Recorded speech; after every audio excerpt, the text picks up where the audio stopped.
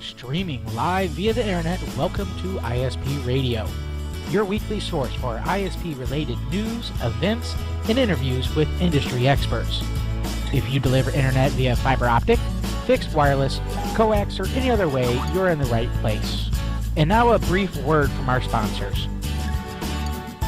Link Technologies Incorporated provides the lowest priced Microtech products in North America, as well as Wade Towers, Mimosa, Cambium, Ubiquity, Nettonics, and a host of other products and services to be your one-stop shop for your ISP needs. Visit www.linktechs.net. That's LINKTECHS.net for more information. TowerCoverage.com, providing online RF coverage maps with website integration. Stop rolling your trucks for every site survey and start doing installations. Visit www.towercoverage.com now. And now we'd like to present our hosts, Steve Grabiel and Dennis Burgess. Welcome to another edition of ISP Radio. I'm your host, Steve Grabiel, broadcasting from my office in Moriarty, New Mexico, and Dennis Burgess is producing the show and co-hosting it from St. Louis.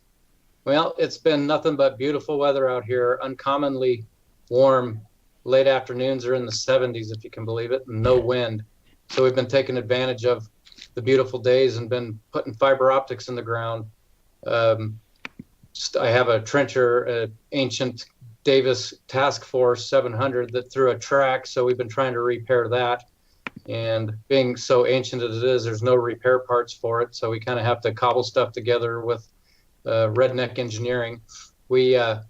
This week we started actually putting the fiber in, plowing it in. And this is a real extremely rough, rocky area up against a mountain. And I was floored. I ran about a quarter mile of trench in about 2-3 hours with my plow. And that plow, it's amazing. It pulls these gargantuan boulders out of the ground. And we've been moving along pretty quick. Really pleased with that. Other than that, the wireless out here is running pretty darn good. Things are quiet on that aspect. How's it going in your neck of the woods, Dennis? Well, I'll tell you what, we've been really, really busy with lots and lots of projects, which is always a good thing, you know what I'm saying? But otherwise, not too much going on. Sales are good. Support's busy. I mean, everything's working out. There's not a whole lot of knowledge or not a lot of instances where new events and things like that come out between really end of November, which we're getting into, until the new year. I mean, most people are sitting there going, well, I'm not going to mess with my network because we have the holidays. So we want everything to run really, really, really good, and then maybe we'll do something. Maybe. But, it's one of those things that we have to be really careful of when we sit there and do stuff, because most people, they don't want to mess with customers. They don't want to mess with clients during this time. So it's all good. We've been really busy. Other than that, doing the ISP radio thing as today. Hey, any idea when those Microtech 60 gig links will be coming in? So the answer to that is we have shipped the very, very limited quantity that we got. I don't even know how many we got, but I know it was a very, very small quantity, under a case quantity or a case quantity type thing. But those were for the pre-orders. We did not fulfill all of our pre-orders that we had, and last I heard, December 1st through the 10th, somewhere in there, was the estimated ship date for the next batch. I do not have any ETA. That's just the estimated ETA, estimated shipping, but hopefully it will come out pretty quickly here, and then hopefully we'll be able to install them.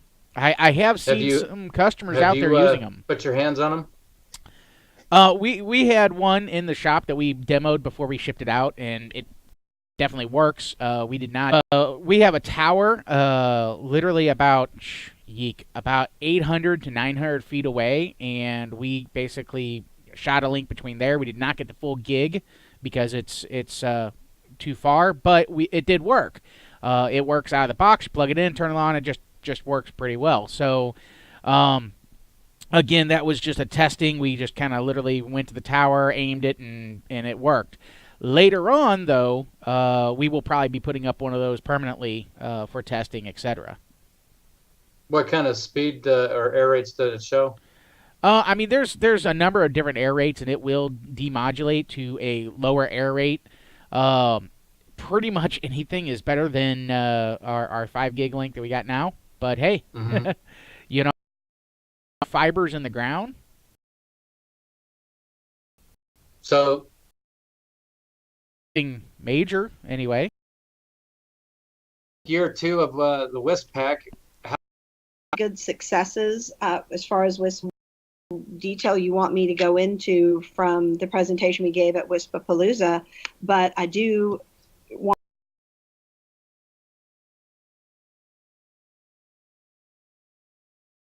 probably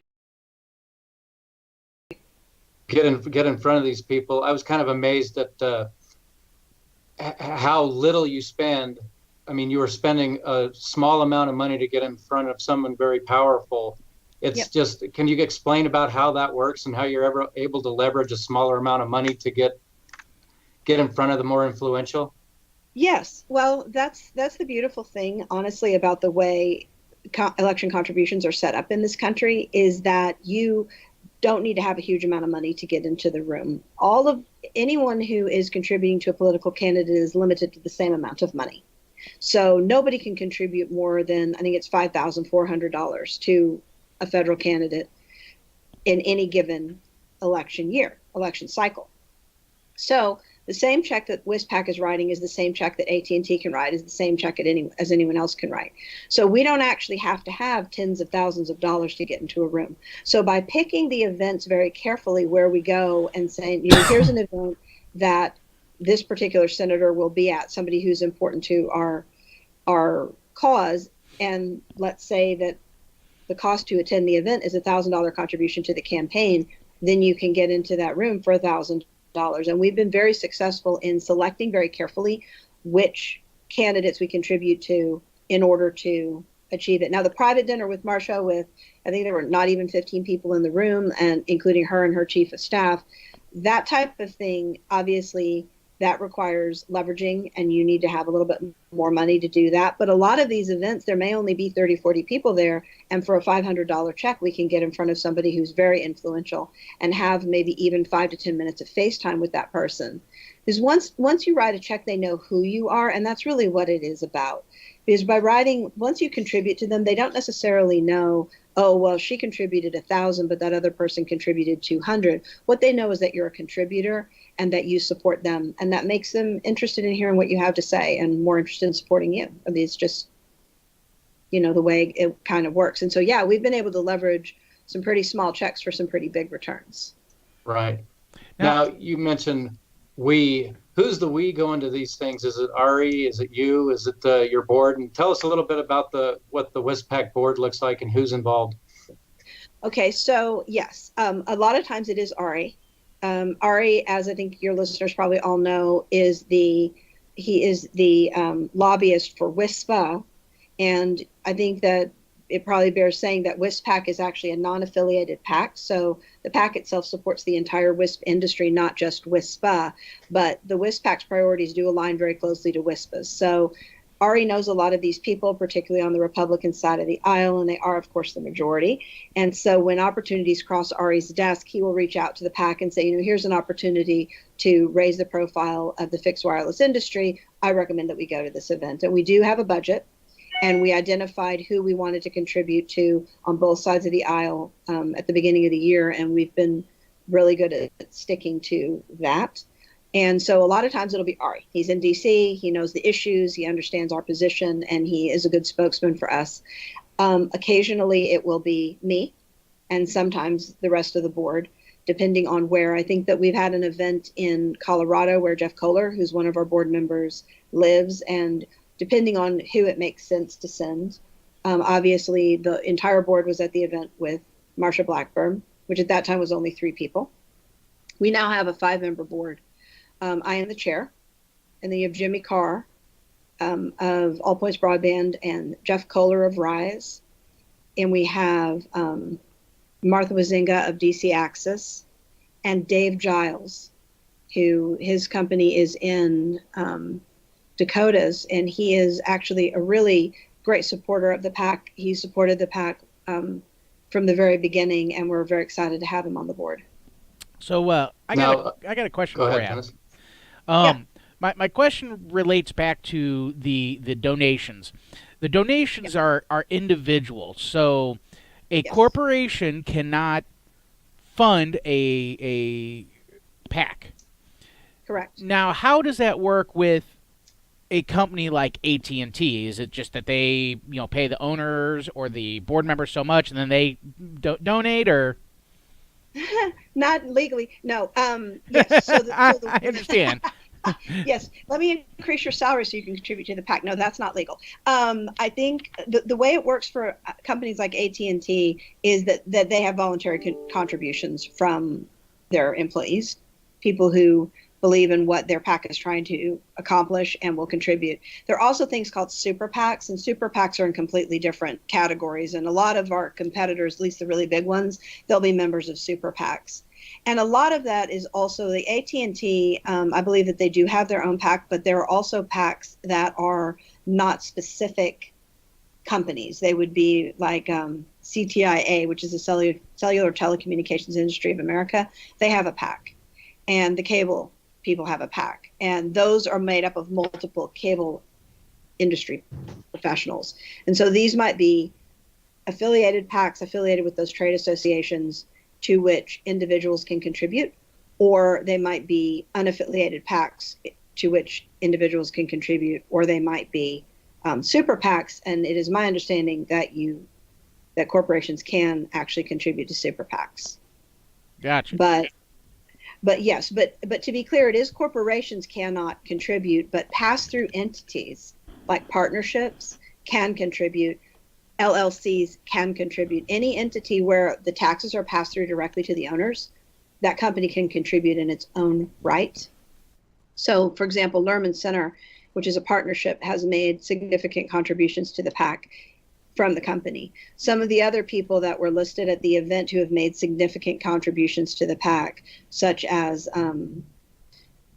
like Retalier Buy Sells or those people, those are actually not company contributions. They're contributions from individuals within that company who support the PAC. Right. I was just trying to make sure and clarify how a company can get individuals to donate, $2 or $1 a week or something like that, and that actually adds up to quite a bit of funding. Yes. And thank you. And actually, that is something I wanted to talk about. So thank you very much for bringing that up. A very good way for companies to do that is through what's called a payroll deduction. And it can be set up through any of whoever's managing your payroll. And it is literally $1 or $2 or 10 that comes out of every paycheck of the employees who are willing to contribute. And it's a very easy way for employees who maybe don't want to write a $150 check, but over the course of the year could contribute $100 or so to an entity that they care about, to the PAC or to what we're doing. And so the payroll deduction is an excellent, excellent way to get your employees involved, because it is a single company. I think that we did the math and we showed that if every single WISP had payroll deduction, every single member of WISPA used payroll deduction with their employees, that the WISPPAC would end up with as much money as these huge PACs that you see that CTIA and the cable companies have. It doesn't actually take a lot of money. It just takes a lot of people. So payroll deduction is an excellent way to do that and to let your employees feel that they're contributing to the industry that supports them. That's how AT&T is able to do it, correct? Yes, I'm assuming their employees feel that they're doing the right thing, so they support that PAC. Exactly. Right. Yep. That's right. Because the rising tide lifts all boats. I mean, the PAC is there to support the industry. and it needs the industry to support the PAC. And I think that the industry is made up of people. It's made up of climbers. It's made up of installers. It's made up of customer service professionals. And each of those people can contribute to the industry that supports them. And I think that everything the PAC does is targeted to that. And to the extent that companies are willing to ask their employees to consider a payroll deduction, it's only going to help everybody. There you go. I just wanted to make sure that we had all that information out there because, you know, whenever I sit there and I think that, hey, we're competing against companies like AT&T, how in the heck do they do that? You know, and we can leverage the same tools. Yeah, I want to say it ends up being huge. It ends up being several $100,000 if we can leverage the same way that they do. And it is actually scary if you think about companies like AT&T and all of their resources. But I have to say that the WISPs have a great voice and we have a great story. And getting into the room with these people let us tell that story. And we have a better story in a lot of ways than these big companies who aren't taking care of the unserved and aren't taking care of rural America. So I think it's a really great opportunity to raise our profile. And I, again, I appreciate so much all the people who've already contributed. And I'd like to encourage anybody interested. You don't have to be a member of WISP. As I said, we're unaffiliated, and it would be great. Any of your listeners who want to contribute would be awesome. Gotcha. So I got a question. How can they do that? Go ahead, Dennis. Go ahead. No, that's okay. How can they contribute? What is the simplest and easiest way for them to contribute? I'm assuming they can go to WISPPAC.org. Yes, sir. WISPPAC.org. That is the online form. Contribute right away. If it is a payroll deduction, if they want to do payroll deduction, they can reach out to me, or they can reach out to Jimmy Carr. We can get the form to them. There are a few more hoops to do that, but then once it's set up, it's just easy peasy because it comes out automatically and out of the payroll, and neither you nor your employees have to worry about it. So payroll deduction, you would shoot an email. You can do this from the website too. Shoot an email to me. We'll get you the relevant forms and get that taken care of. But a direct contribution, you can go straight to the website, contribute online. We take credit cards online. So there you go. And there's a Facebook page too as well, right? There is a Facebook page and there's a Twitter feed. So we have a Twitter account. We have Facebook. I think I have, let me see, the Facebook, it's all under our name. If you go to Facebook and look up WISPPAC, WISP-PAC, you will find us. You can subscribe, no dash. I lied about the dash. I'm being corrected. It's WISPPAC, all one word, WISPPAC. On either Twitter or Facebook, you will find us. Please follow us. Please like us. And also, you can subscribe to our e-newsletter from the website as well. And we do send out, it's roughly quarterly. And sometimes when we have something to say, we may send out another one. The next newsletter should be coming out in the next week or so. So now would be a great time to subscribe because you'll get the newsletter and get to see what we're doing. There you go. So in the current political climate, do you see positive things for WISPs? I mean, the PAC was created basically last year at a transition time. Yep. Does the board feel bullish for our industry with the current predicament we're in, if you will? I think it depends on the issue, but overall, yes, we feel very bullish about it. I think that we have some very good friends in Congress who would be our friends regardless. And I think that that they're trying to do the right thing. I got a call yesterday from one of my congressmen in Arkansas who is looking at the Farm Bill. And the Farm Bill is near and dear to my heart. I mean, I work very closely with the Agriculture Committee. I have back from when I was the legislative chair for WISPA. I really think that there's a lot that the WISPs can gain by working for members of the Agriculture Committee. And that's coming to fruition. So they called me yesterday specifically to ask about how to get more grants and loan money into rural America. And so this is an opportunity for us to say, well, you really need to be looking at fixed wireless because you're talking 1/10 of the cost of fiber. So I think that we have some really good traction, and I think that we have some really good opportunities. I'm not going to lie. AT&T has a scorched earth policy. They think the only entity who should be serving rural America is them, not us, not co-ops, not other telecommunication providers, and they're very aggressive.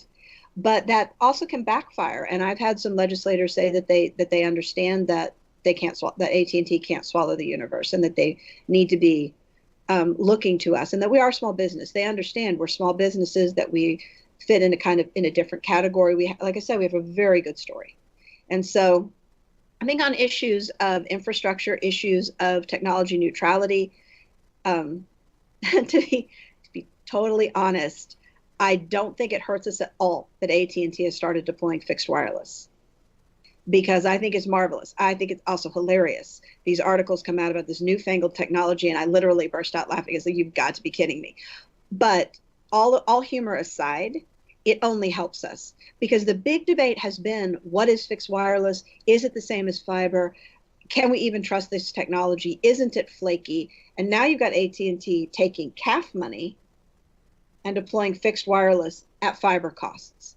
And now we have a story to come in and say, okay, hold up. You guys are giving AT&T $5,000 a sub to deploy this technology, which we all know doesn't cost that.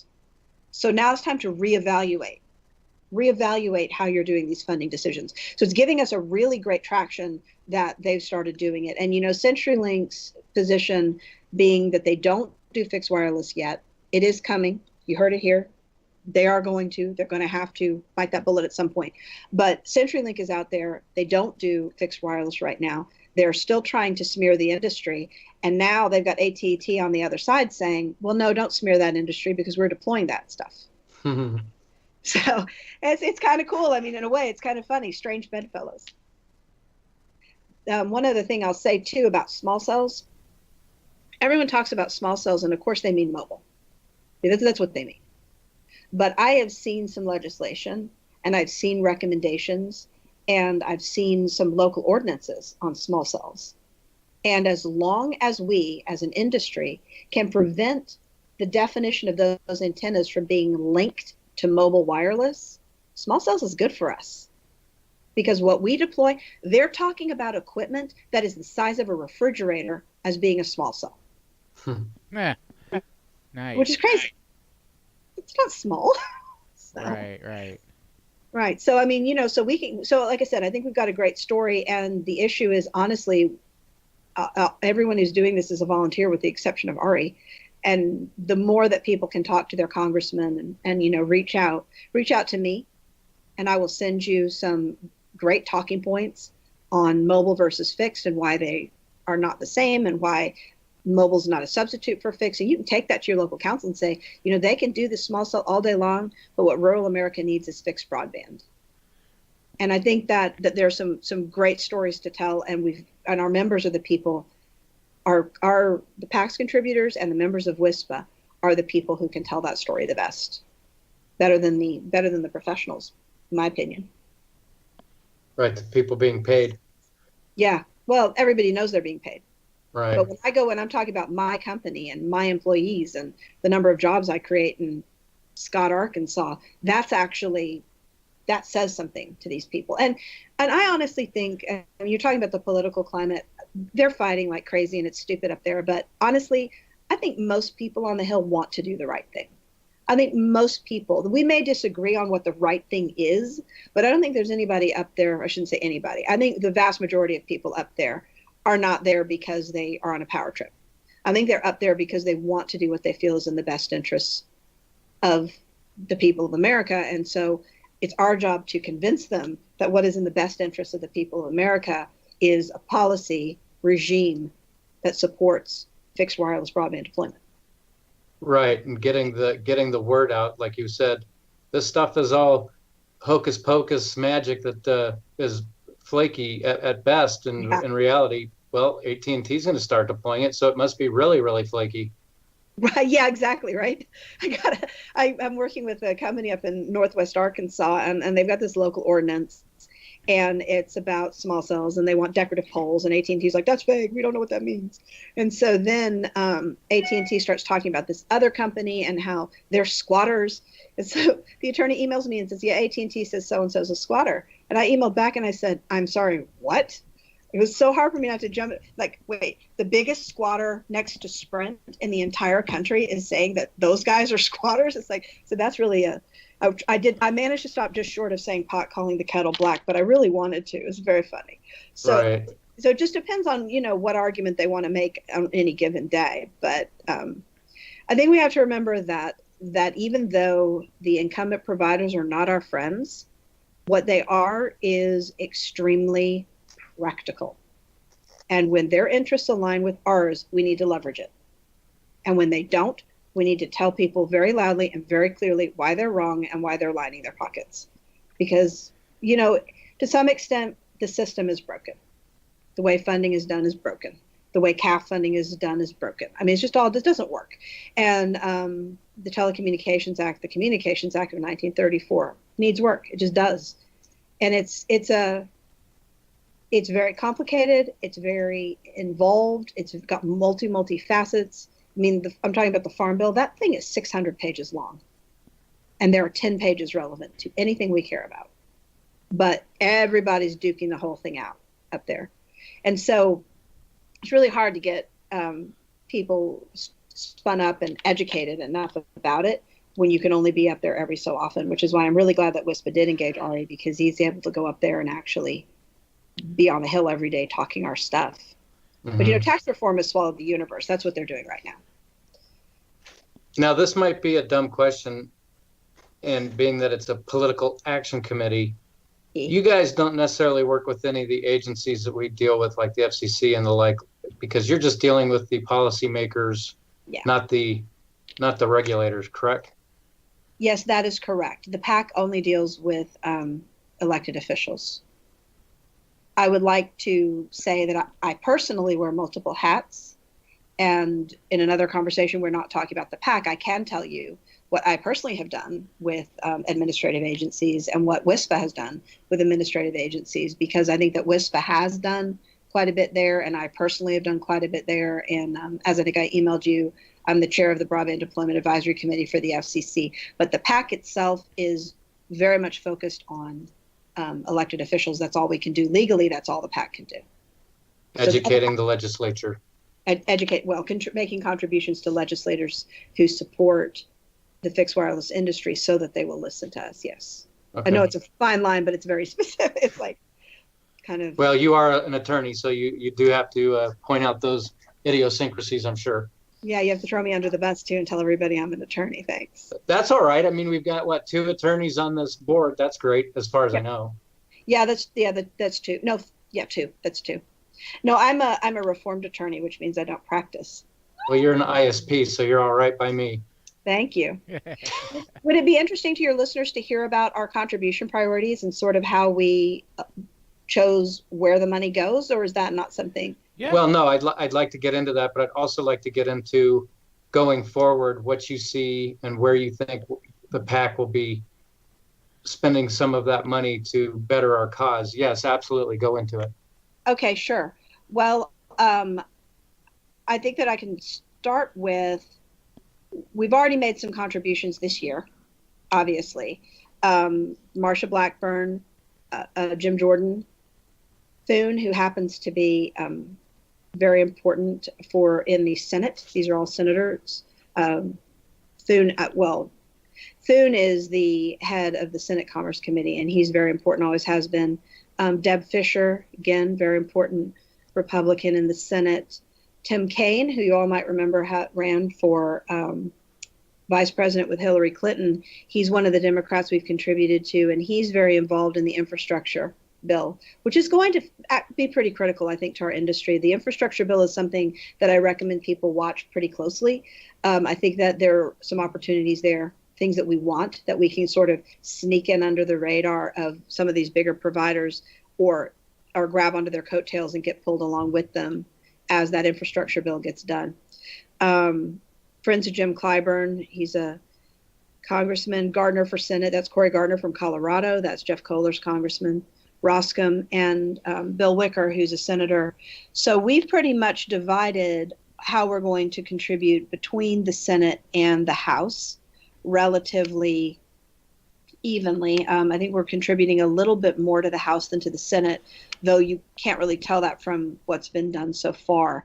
That is our intent. The House is a lot more active, and they move a lot more quickly, and they've been really very good for the fixed wireless industry. As you know, they passed that small business exemption a few years back, but which the Senate killed, unfortunately. So right at the time of the change. But our goal is to contribute roughly 2/3 of our money to Republicans and 1/3 to Democrats. And that breakdown is dictated by the party in power, not by the politics of the PAC. The PAC is not, okay, it's kind of funny. What is it? We are apolitical, I guess is one way to put it. We're a political organization, the Political Action Committee, but we are not partisan. So we support, like I said, anybody who supports us. But the fact is the Republicans are in power right now. And so the most of our money is going to go there. If that shifts in the next 2 years, the next year or so, then obviously our priorities will shift as well. So that's how that's working. We had a fundraiser and it was very well attended. And we now have a pretty decent sized budget. And so we're on track. We actually should end the year with additional budget. So we may make some additional contributions, add to that and see where it makes sense. Because as the Senate shifts around and as the House shifts around, they shift who's in charge. And as a new person comes up that maybe we hadn't targeted or realized was there, we would obviously add them to our budget and give them some money. And this is an annual budget from January to December, by the way. So it starts over in January. So we essentially prioritized our contributions by starting with the chairs of the relevant committees and subcommittees. So the chair of House Energy and Commerce, the chair of the Ag Committee, then ranking members of relevant committees and subcommittees. Now, here's you'll hear people talk about ranking members versus chairs. What the ranking member is the minority, the most senior minority member. So somebody like Anna Eshoo in Commerce might be a ranking member. So the ranking member would be the top Democrat and the chair would be a Republican. House Senate leadership, you'll see that that would be somebody like Thune or Mitch McConnell. And then members who support WISP-friendly agendas, and that I've been talking about a lot in this call, rural, small business, people who support us on Spectrum. If we have time, I'd like to put a pin in Spectrum for a minute because I'd like to go back and talk about that. And then we support relevant committees, Energy and Commerce Subcommittee, Communication Technology being the big one. They oversight the FCC. Agriculture is very important to us. That was something that when I was legislative chair, I targeted agriculture very heavily, and we're gaining a lot of traction. There's a lot of money that comes out of the Rural Utilities Service that goes to telecom providers that really they could spread the wealth and probably do a lot better with that money. So our agriculture is a big priority for us. Small business. The small business organization we are all small businesses. And depending on which criteria you use, even RISE is a small business. But taking RISE out of it, 100% of us are small businesses. And a lot of the policies that we can get a lot of things done by coming in as a small business and say, well, that's fine for them because they're big. But as far as we're concerned, you need to do this different thing. And we've gotten some good support from the SBA. And so we have now in this last election cycle started focusing very heavily on the small businesses. And I already brought the staffer who's over the Small Business Committee, the guy with the best name in politics, Skiffington Holderness. Skiffington, I really do love that name. I'm gonna steal it and use it in a book someday. But anyway, Skiffington Holderness, he is with the small business, the people who oversight the Small Business Administration. And then finally, and this has been overlooked in a lot of lobbying in the past, and people sometimes don't focus on it, the Appropriations Committee. Because back to your question about agencies, if we want USDA to do something, obviously we can't talk directly to USDA because they're an agency and the PAC doesn't do that. But there are congressmen who fund USDA. And in funding legislation, little sentences can be added, like the existence of mobile shouldn't preclude an award in a particular area in rural America. So the appropriations people are somebody that we've been targeting as well with our funding.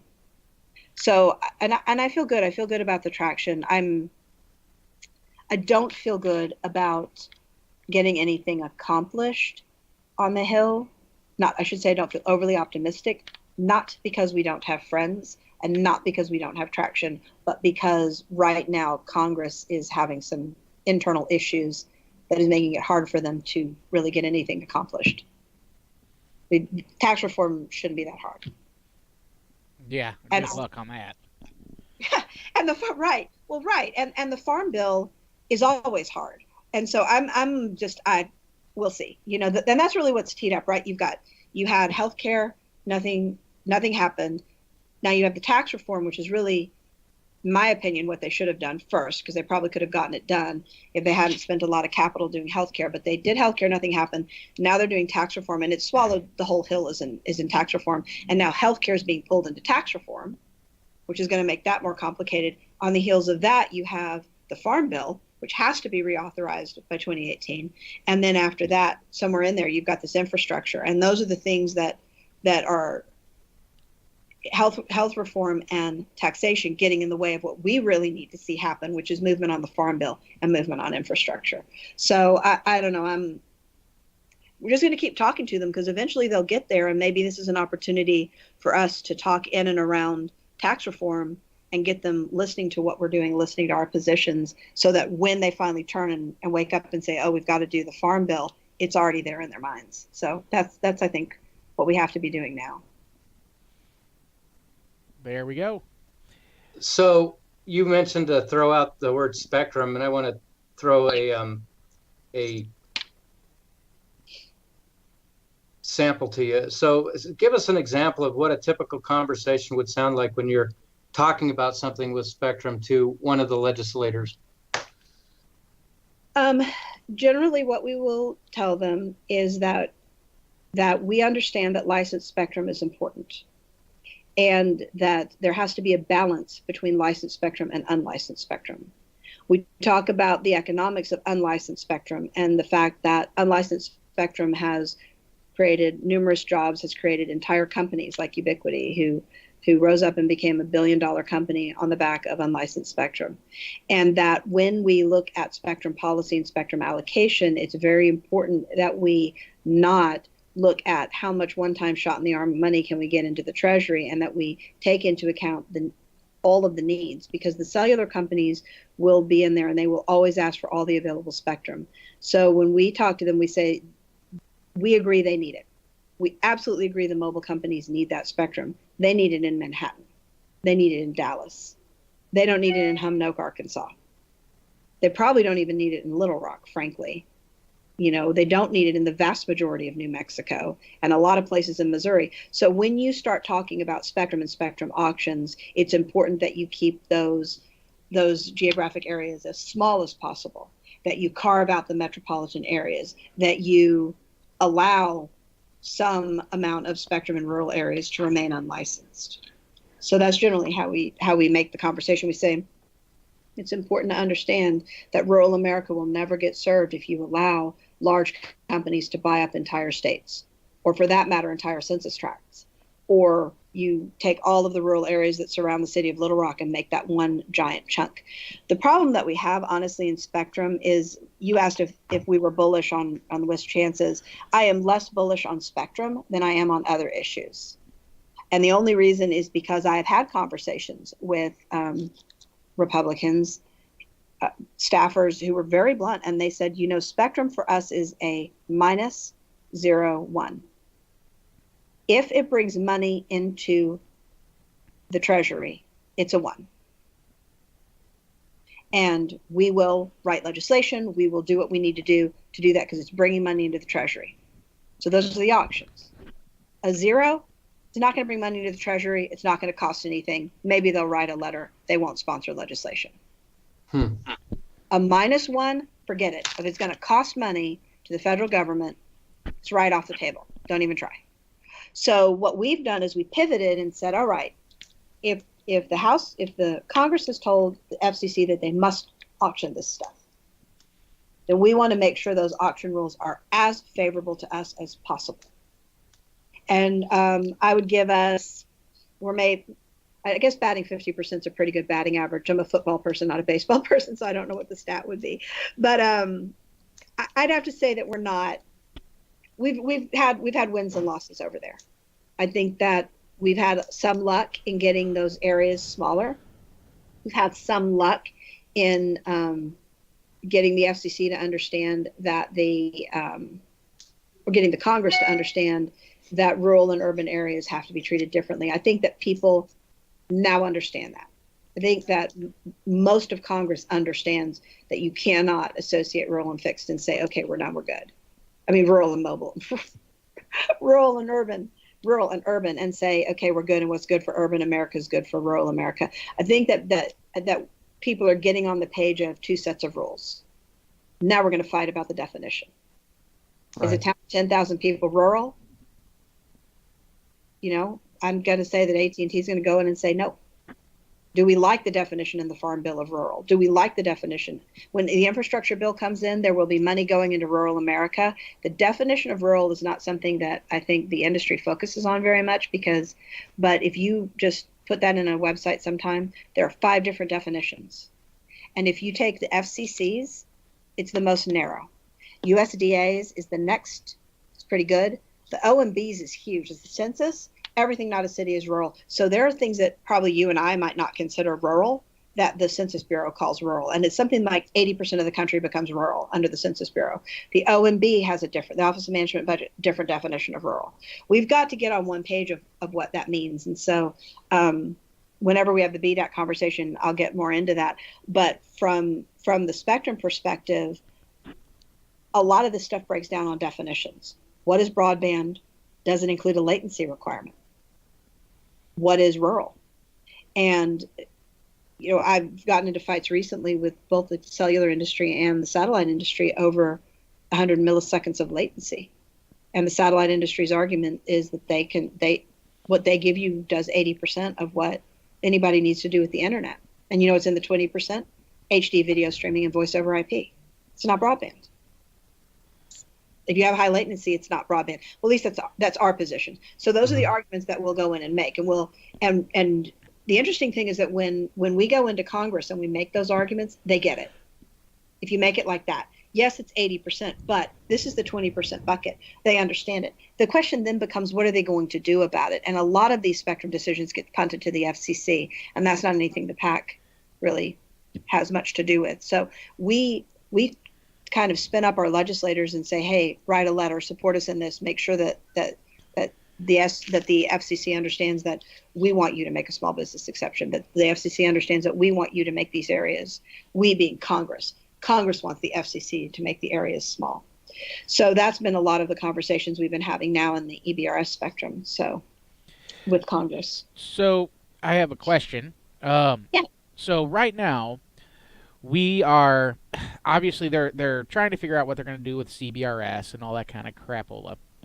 Yeah. And really what the WISPPAC is there for is that we are going to spend money, go talk to the people who can write letters, the people who can typically help our situation with the FCC.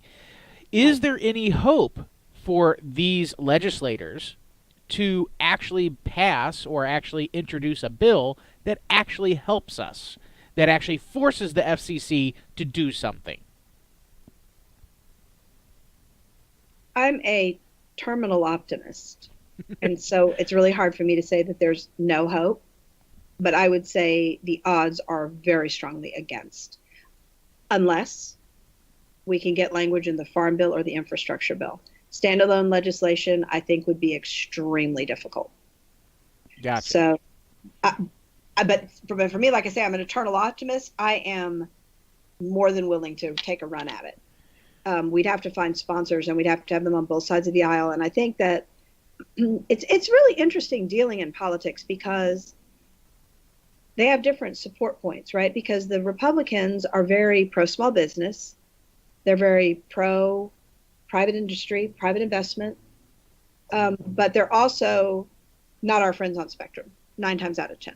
They're very, auction it off, and, they're not against making rules that support us. When you get on the other side of the aisle, the Democrats are all about municipal-owned broadband, and they also say they like small businesses, but their policies generally don't help us much. But on spectrum, they're great. They're all about unlicensed. They're all about a balance. They're all about small. They're all about rural. They're all about poor. So it's really kind of frustrating. So part of why I've been pushed so hard to target the ag people is that it honestly doesn't matter which side of the aisle they're on. Because when you start talking to the ag people and you say rural America is going to get hurt, your farmers are going to get hurt. Your farmers will not be able to do, what's it called? It's not modern farming, but it's, sorry, the word just totally went from my brain.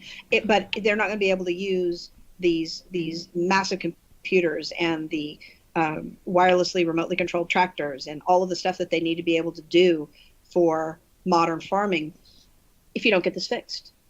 It's absolutely unacceptable that we don't have cellular service in a lot of this country, but it's equally unacceptable that they do not have fixed broadband. And the problem with cellular service is not more spectrum. And the problem with broadband, fixed broadband, is that we do need spectrum, and so do the farmers. Give the farmers 900. Let us use something that does the same thing. Like, free. I don't know. Let us let us have a user share to the 700. I don't know. But we need to come up with ideas like that, because as soon as you start talking about rural America, it honestly doesn't matter which side of the aisle you're on. The people who support ag, they support the policies. And the more we can line up with the small business congressmen and the ag people, I think that we can win the day, and maybe even get some of them to sponsor legislation at that point. But certainly language in the infrastructure bill, because I don't care how big of a lobby AT&T is, the farm lobby is bigger. They're huge. And I don't know about New Mexico. I know that Missouri is a huge rural state. Arkansas, it's an enormous rural state. And so I've had conversations with people who, with certain issues, would be probably yelling at each other in the room.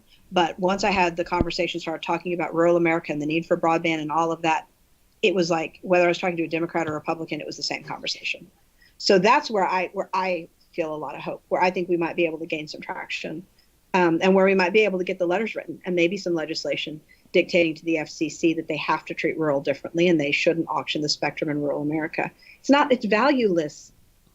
The value of that spectrum, when you look at, let's say somebody's buying spectrum for St. Louis, the value of that spectrum, if it's St. Louis alone versus St. Louis and all the countryside 45 miles around it in every direction, it doesn't increase that much.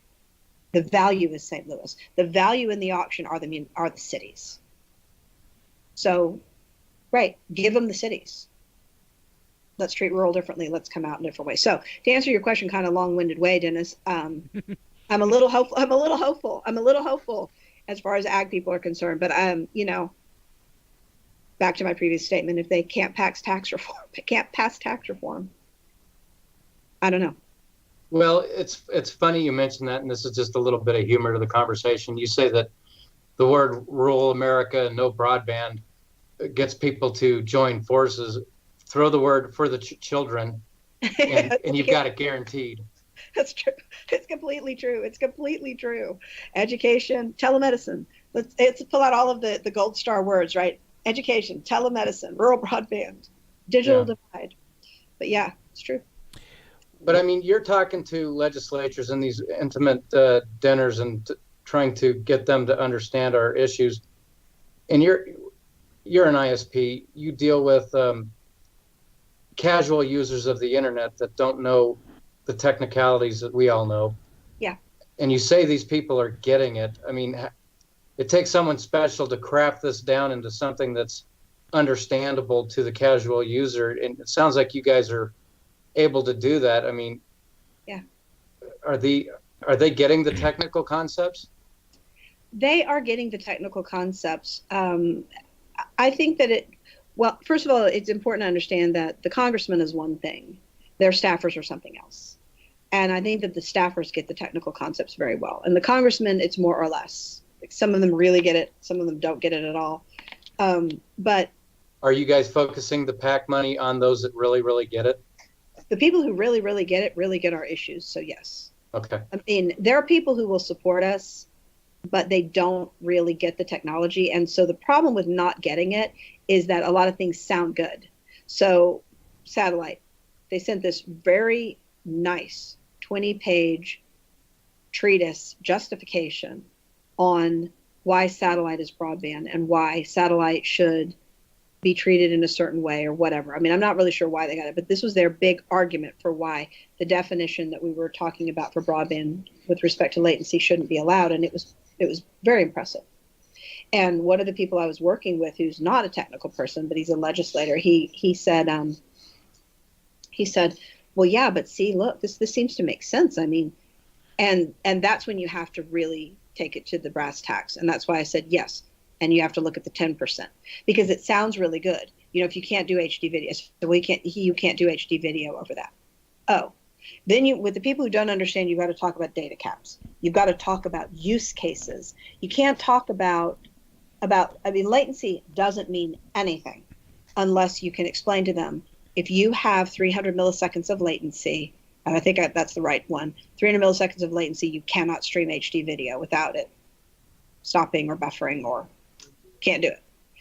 If you have data caps, you lose this. One of the big things we say is we go in and we say, look, you know, the average American consumer uses 250 gigabytes of data. If you have a mobile plan, then that consumer will pay a bill of between $150 and $400 a month. That they get that. They don't even really understand data caps. What they get is $150, $45. They understand money coming out of their wallet. They understand money coming out of their wallet. They understand this is what it, and like with the mobile and fixed, it's kind of an difficult argument because wireless is wireless, and they get really confused, and we start talking to them and they're like, oh, well, isn't that like mobile? But there's a way to bring it into layman's terms that you can get them to understand why they should care, even if they never understand the technology. And honestly, if you can get them to understand why they should care, even if they never understand the technology, they don't stop caring when the mobile companies come in and say blah, blah, blah, blah, blah, because they have it in their head. They're like, oh, wait, but that doesn't apply to me because my district is rural. That doesn't apply to me because that has to do with data caps. I mean, and in my opinion, and I say this when I talk to them, it's like rural America is entitled to mobile broadband. Mobile broadband has a function. And so when you're driving down the middle of nowhere in your car, 60 miles an hour, and you have a flat on the side of the road, you need to be able to make a call. Period. Disaster recovery, first responders, you got to be able to make a call. But the idea that the presence of that technology means that you shouldn't then be able to get also the ability to stream HD video is ridiculous. And we talk a lot about economic development. We're out of time, but I'll say we talk a lot about economic developers. And this is my ace in the hole 100% of the time. It's like, okay, let's say you're right, and that community has broadband because they've got a mobile service and they've got satellite, and so they're served. I'd like you to point me to the economic development officer who's going to put his factory there if that is the only broadband available. Yes. Huh. The answer's none. None. Right. It's fine for what they have for the use case that people are using it for, but that's it. Right. Exactly. Not for industry. No, and it's optimal for the use case, right? Mobile is optimal for the use case of mobile broadband. You want to be mobile in your car, it's optimal for that. It is not optimal for any other use case for the internet. I mean, it's convenient, it's not optimal. And that's why every single phone will automatically default to Wi-Fi. It's just not the best way. And that's why all the mobile carriers want to do this whole offloading onto Wi-Fi stuff. It's because mobile's not a substitute. They're not a substitute. Yep. And I think we're gaining traction on that, but you know who doesn't get that is the USDA. USDA still doesn't understand that. So that's going to be a fun conversation going forward. Well, like Elizabeth said, we're getting close to time. Dennis, are there any questions on the chat? I'm going to check.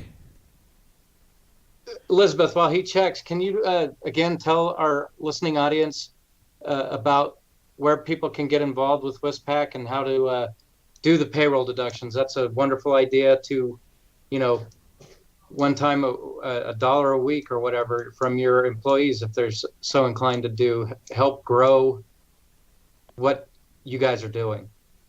Sure.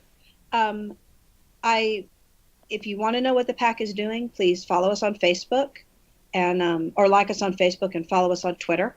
And you can find us at WISPPAC, which is WISPPAC, all one word.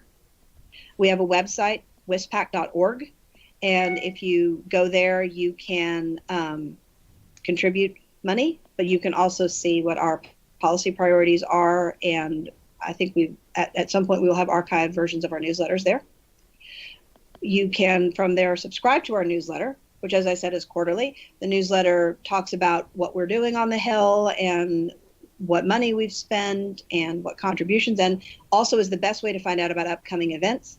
If you are in the area where WISPPAC is, we have 2 events that are basically standard. We have one that we hold during WISPAPalooza in Vegas. That was the big one that we just had. And we have one that we hold wherever WISP America is also. But there may be other events throughout the year that you can contribute in, like some of these dinners that if they're in your district, just keep your eye out, because we have fundraising events occasionally.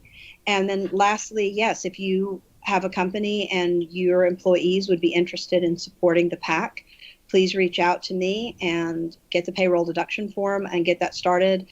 As Steve said, just $1 a paycheck, $1 a week can make an amazing difference to what we can do for this industry. There we go. So Dennis, any questions there? Yep. Yeah, no questions on ispradio.com, so we are good.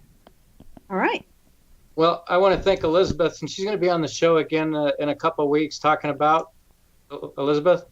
BDAC, the Broadband Deployment Advisory Committee. I chaired the meeting on the 9th. Some recommendations are out that are public that are very interesting, and opportunities for feedback to a committee that has the ear of the FCC. So I'd love to talk about it.